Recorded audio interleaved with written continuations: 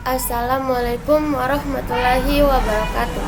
Saya Rizka Tilehawa dari kelas D Keperawatan. Di sini saya akan menjelaskan tentang sistem peredaran darah. Sistem peredaran darah yaitu vena, yaitu pembuluh darah, dan juga jantung untuk yang pertama kita terutamakan. Nah, si darah itu berasal dari vena cava inferior, yaitu vena menyuplai darah bagian tubuh bawah. Kemudian ada vena cava superior, yaitu vena yang menyuplai atau mengembalikan darah dari tubuh bagian atas. Kemudian setelah dari vena cava inferior dan vena superior, maka dia akan masuk ke atrium kanan. Kemudian dari atrium kanan ia akan dipompa dan melalui katup tricuspidalis. Nah, mengapa disebut katup tricuspidalis? Karena sikapnya berbentuk. Lalu setelah masuk ke katup tricuspidalis, dia akan masuk ke ventrikel kanan. Dari ventrikel kanan maka dia akan melalui katup pulmonari. Pulmonari adalah katup untuk menjaga kembalinya si darah dari paru-paru ke jantung.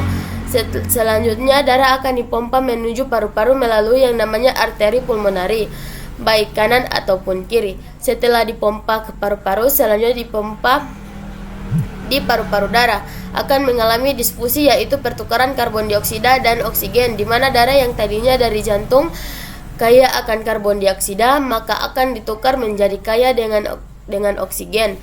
Lalu si darah melalui paru-paru yang kaya oksigen tadi. Kemudian darah akan masuk lagi ke jantung, yaitu tepatnya ke atrium.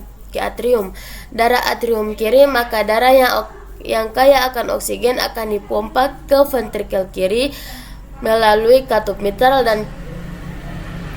dari vertiker kiri. Kemudian darah akan dipompa ke seluruh tubuh dan melewati yang namanya adalah katup aorta. Nah, setelah melalui katup aorta, kemudian darah akan dipompa ke jantung, kemudian di tubuh bagian atas maupun ke tubuh bagian bawah melalui pembuluh darah arteri. Pembuluh darah arteri kemudian dia akan melewati yang namanya arterioli dan juga kapiler.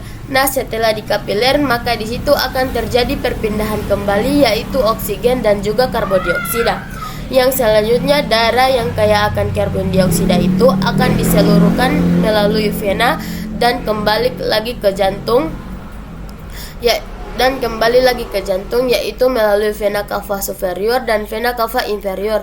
Kemudian yang berikutnya yang perlu diketahui adalah peredaran darah itu ada yang jatuh dari jantung ke seluruh tubuh, baik bagian atas maupun bagian bawah, dan kembali lagi ke jantung. Itulah dua aliran darah. Aliran darah ada aliran darah kecil. Mungkin itu saja yang bisa saya sampaikan mengenai peredaran darah. Lebih dan kurangnya saya mohon maaf. Billahi fisabilillah fastabiqul khairat. Wassalamualaikum warahmatullahi wabarakatuh.